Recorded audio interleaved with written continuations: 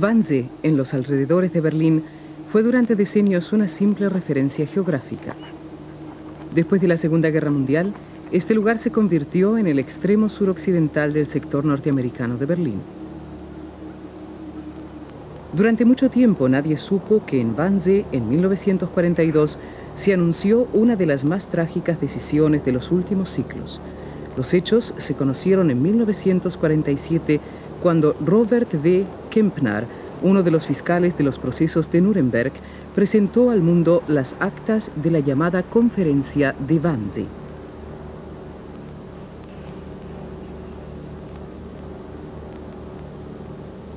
Wannsee se convirtió entonces en un concepto histórico-político.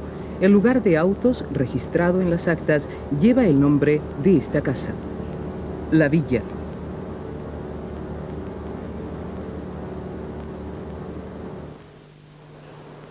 El curso de los acontecimientos hace que esta villa se convierta en el lugar de los hechos porque Reinhard Heydrich, un alto mando de las SS de 38 años de edad que después de una carrera relámpago asciende a la jefatura de la Policía de Seguridad y del Servicio de Seguridad de la Nación, ve grandes perspectivas para su futuro y para ciertos planes referentes a Europa. Esas perspectivas requieren un ámbito elitista. Los altos mandos de las SS constituyen una élite. Las élites residen. Hay que encontrar una residencia. Las circunstancias son favorables. El propietario de esta villa controla el comercio del carbón en Berlín, pero es sorprendido en un delito de fraude y tiene que desprenderse de ella. Las SS aprovechan la oportunidad. Nombre de 1940. Los correligionarios de Heydrich necesitan un lugar de descanso porque están desarrollando una gran actividad en la Europa Oriental en determinadas misiones. La villa, aislada y bien protegida, pasa a la categoría de residencia para los invitados del jefe de la policía y del servicio de seguridad.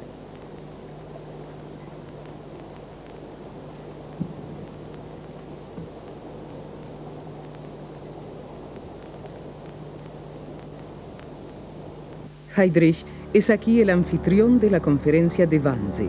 Orden del día en el más puro estilo nacionalsocialista. La solución final de la cuestión judía. Han transcurrido 50 años. Los escenarios en los que se consumaron los crímenes ya son desde hace décadas lugares conmemorativos. Esta villa, sin embargo, no se convierte en un recinto consagrado al recuerdo hasta medio siglo después. Uno de los defensores de este centro conmemorativo fue Heinz Galinski. Llegó por fin la hora. Wenn man gerade am 20. Januar, después de tener conocimiento, el 20 de enero de este año precisamente, de la última encuesta del Emnit publicada por el Spiegel, según la cual 1 de cada 8 alemanes es antisemita, y los porcentajes son muy altos, sobre todo entre las personas de 18 a 29 años. Bueno, hay que tener realmente mucha fortaleza para no caer en la resignación. dann muss man schon sehr stark sein, nicht zu resignieren. Denn wir haben so viel. Nosotros hemos invertido mucha buena voluntad en acentuar lo importante y necesaria que es la convivencia entre los hombres. Al ver aquí esta evolución en otro sentido que aparece reforzada después de la unificación, la xenofobia y toda problemática del nacionalismo exacerbado, el racismo, el antisemitismo, uno puede desesperarse muy a menudo.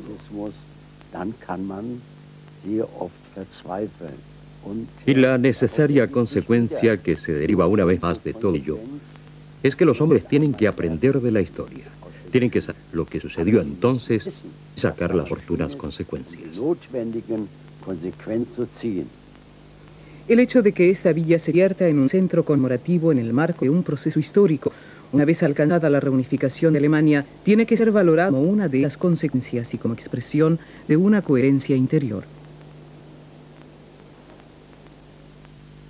La cuestión judía exactamente relacionada con lo que ocurrió en ese lugar es una cuestión alemana, es un hecho alemán. 1942, 20 de enero, 12 horas. Invitados por Heydrich, se presentan aquí 14 hombres que van a celebrar una entrevista. Cita textual, con desayuno a continuación.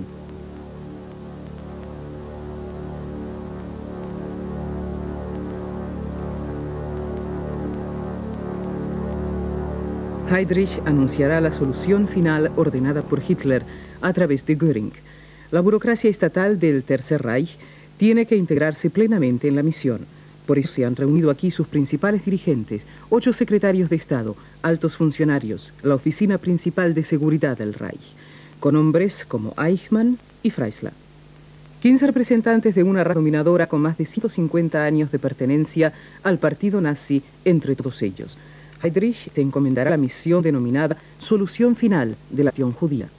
Esta conferencia subraya el objetivo final. Todos ellos participan ya desde hace un decenio en la solución de esta cuestión.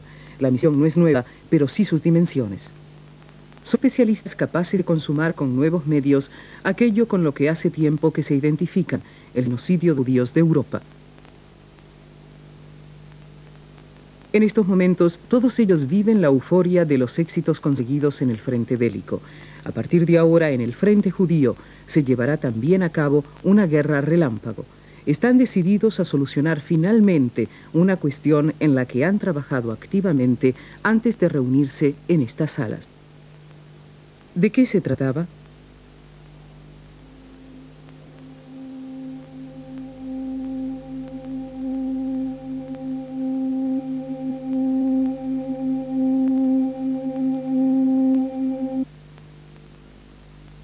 En 1933 ya habían seguido incondicionalmente a su Führer, Adolf Hitler, y preparaban inmensamente lo que había de convertirse en hechos. Primeramente, en el Estado nazi, hicieron del antisemitismo una bandera.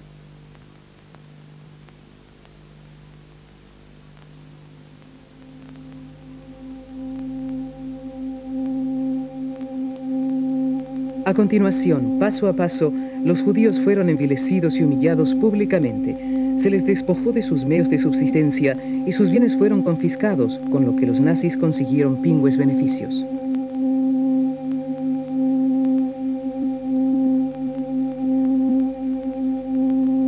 Con las leyes raciales de Nuremberg y otras medidas, los judíos son privados de sus derechos. Luego son desterrados sistemáticamente de Alemania, de Austria, que se ha reincorporado al Reich, de Bohemia y Moravia. Hasta la víspera de la conferencia de Wannsee, sus estadísticas registran 500.000 de judíos expulsados. A cambio de ellos se ingresaron adicionalmente más de $10 millones pagados por las organizaciones internacionales judías. Cuando el 9 de noviembre de 1938 ardieron las sinagogas en la llamada Noche de Cristal del Reich, se desencadenó abiertamente el pogrom. En las mentes alemanas, el antisemitismo era ya la norma de conducta mayoritaria. Comienza la guerra. En los territorios de Polonia y de la Unión Soviética, ocupados por los nazis, entran en acción los escuadrones de la muerte de los grupos de operaciones. Las estadísticas de sus asesinatos van en aumento. Anuncian muy pronto que Estonia está libre de judíos. Luego siguen otros territorios.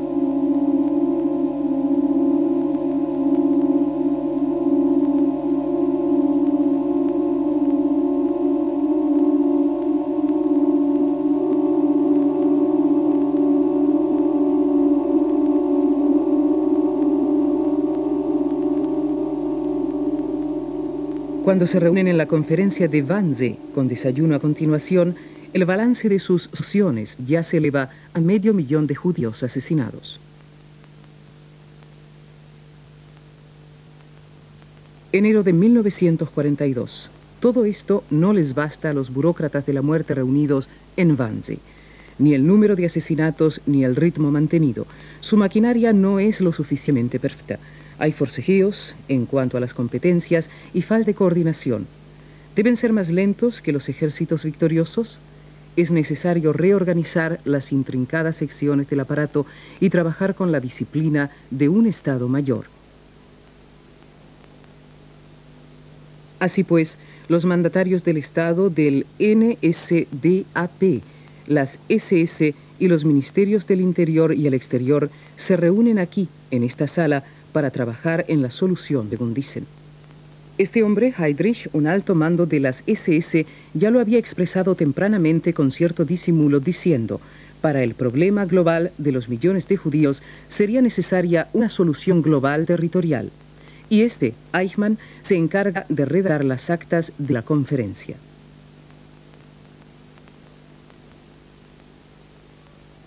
Eichmann lo anota todo meticulosamente. Su lenguaje se esfuerza por encubrir los hechos, pero es muy claro en lo referente a los objetivos y a las medidas acordadas. El plan de la guerra relámpago contra los judíos de Europa dice así: en el curso de esta solución final de la cuestión judía europea, entran en consideración unos 11 millones de judíos, distribuidos de esta forma entre los diversos países. Eichmann ha preparado para los participantes en la conferencia el esquema de dicha distribución. La solución final adquiere carácter europeo. En la lista de víctimas figuran 11 millones de personas, incluso de países que Alemania no domina por aquel entonces. Se cuenta también con una planificación, como dicen ellos, para la reducción natural de dichas víctimas. En el curso de la solución final, los judíos han de ser enviados al este de la forma adecuada en misiones de trabajo. Separados por sexos, los judíos aptos para el trabajo serán conducidos a estos territorios en grandes columnas y construirán carreteras, con lo que sin lugar a dudas, gran parte de ellos causará baja por obra de la reducción natural. En cuanto al resto, se dispone lo siguiente: el resto, al ser la parte más resistente, habrá de ser tratado de la forma adecuada, puesto que, al constituir una selección natural, tiene que considerarse, en caso de su puesta en libertad, como la célula germinal de una nueva reconstrucción judía. Regulan las cuestiones de método. En el curso de la puesta en práctica, Europa será rastreada de oeste a este. Especifican los pormenores. En primer lugar, los judíos evacuados serán llevados ininterrumpidamente a los llamados guetos de tránsito para seguir siendo deportados desde allí hacia el este. Los especialistas en cuestiones raciales de Nuremberg controlan todos los detalles. Quienes conviven incestuosamente con personas no arias, los mestizos, no logran escapar.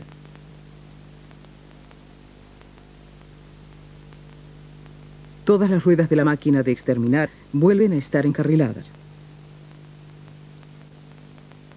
El jefe de la policía y del servicio de seguridad rogó a los participantes que le prestaran su apoyo en la ejecución de los trabajos relacionados con la solución, y con ello se dio por finalizada la conferencia.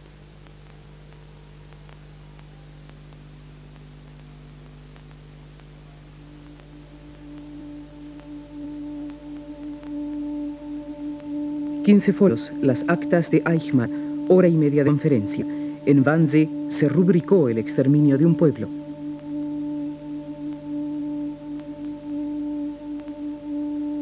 En 1960, Adolf Eichmann dirá ante el tribunal en Jerusalén: «El ordenanza sirvió coñac. Heydrich estaba relajado y contento. Había contado con que algunos de los participantes en la conferencia plantearan dificultades, pero todo el mundo dio alborozado su aprobación».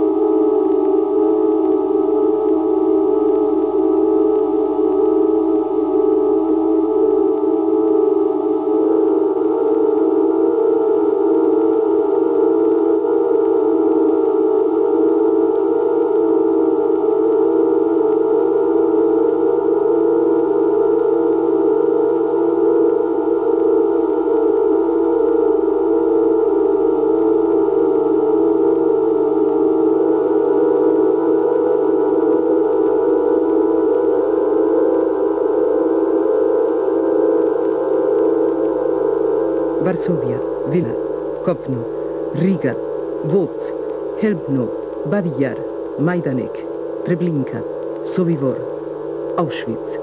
La geografía de la muerte para hombres y mujeres de 18 países de Europa.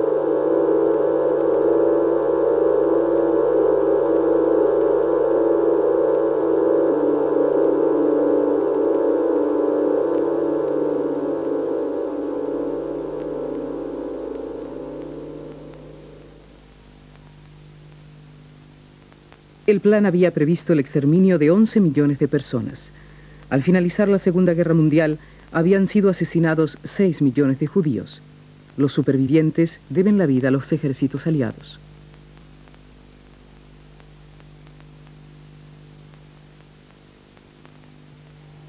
La batalla de Berlín, sostenida por las tropas soviéticas, significa el final de la Alemania nazi. En mayo de 1945, la infantería de marina soviética ocupa la villa de Wannsee. La entregan a los norteamericanos. Nadie conoce todavía su historia.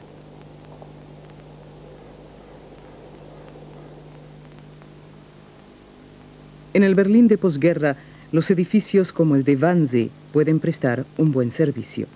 En 1947, el Partido Socialdemócrata de Alemania funda aquí una universidad popular. La formación política es urgente. Más tarde, la villa acoge una colonia escolar para los niños de Neukölln, un populoso distrito berlinés.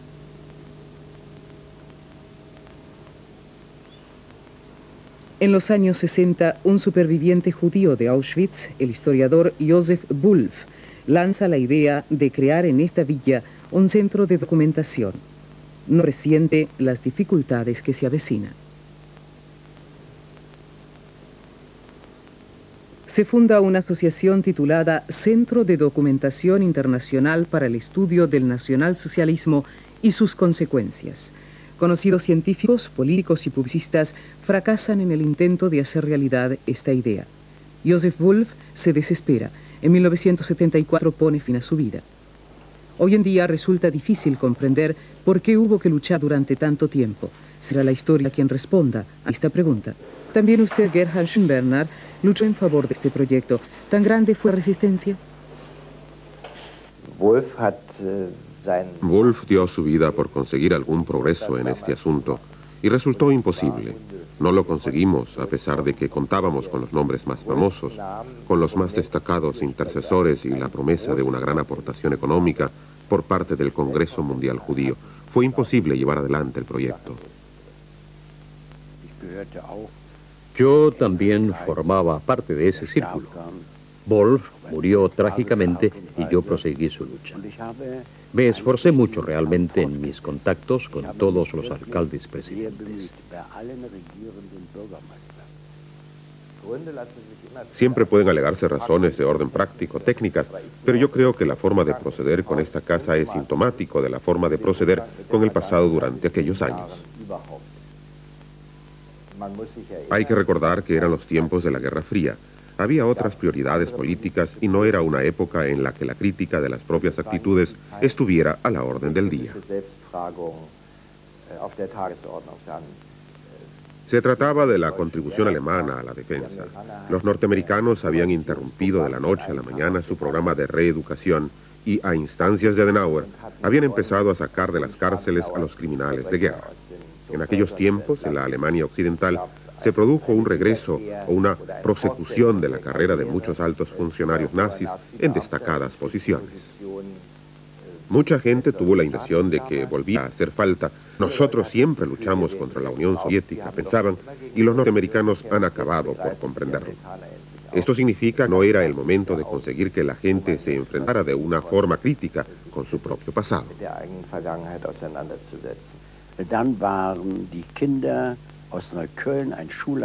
Luego estaban los niños de Neukölln, que habían sido alojados en la colonia escolar, y no puede imaginarse usted las dificultades con las que tropecé. Me llamaban los padres, venían a verme. Herr Galinsky, me decían. La comunidad judía no querrá expulsarlos. Eso es imposible. Con semejante punto de vista tuve que enfrentarme y no lograron que me venciera el desaliento. Y esta es la gran diferencia respecto a otros tiempos, porque ahora se ha sabido que el gobierno de Berlín había decidido convertir esta casa en un centro conmemorativo que estaba en condiciones de encontrar en un tiempo mínimo, al otro lado del lago, otra alternativa a esta colonia infantil. Presuponiendo la voluntad política, todo esto hubiera sido también factible hace un cuarto de siglo. Ese largo camino hasta vencer la oposición pertenece al pasado. El último paso fue la inauguración el 20 de enero de 1990. Ahora se ha demostrado la viabilidad de un concepto que fue perfilándose durante años de polémica. En la casa se presenta en una sección que es casi un museo, una exposición que documenta la prehistoria, la historia y las consecuencias de la conferencia de Wannsee. Una gran biblioteca con abundantes documentos facilita la información y el trabajo científico. Aquí puede estudiarse, además del tema judío, toda la historia del Tercer Reich.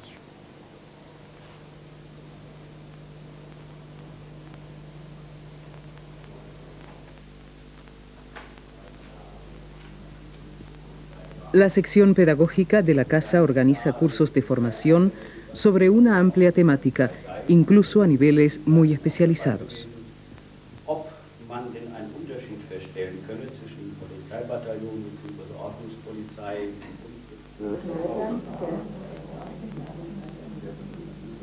Aquí trabajan estudiantes, profesores, sindicalistas y personas de las más diversas procedencias interesadas en estas cuestiones.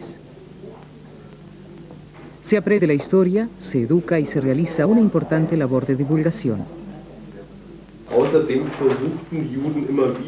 Los judíos, además, en las paradas de las estaciones, trataban una y otra vez de entrar inmediatamente en contacto con los viajeros, entregar correspondencia o pedir agua. Tuve que poner entonces 2 centinelas en un compartimento del vagón delantero. Respecto a ese tema del que nos ocupamos ayer, ¿hasta qué punto un turista normal puede enterarse en tales casos de lo que sucede? Estas cosas ocurrieron en parte en las estaciones frecuentadas normalmente por los viajeros.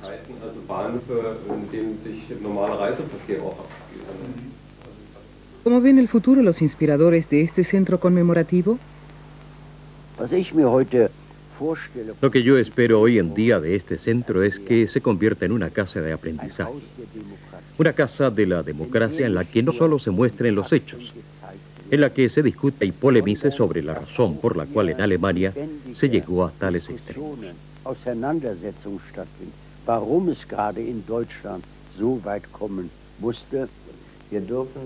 No debemos eludir ninguna de las cuestiones que nos plantea el presente, porque si no queremos compartir el pesimismo de Hegel cuando dice que lo único que puede aprenderse es que no se aprende de la historia, si creemos que educar tiene algún sentido, tenemos que responder a estas cuestiones y tenemos que plantearnos esta tarea.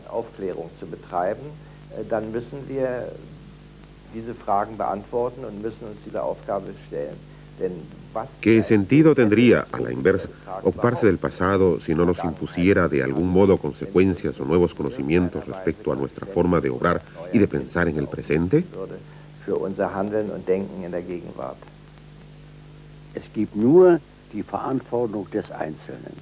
Solo existe la responsabilidad individual y cada uno tiene que asimilarla por sí mismo.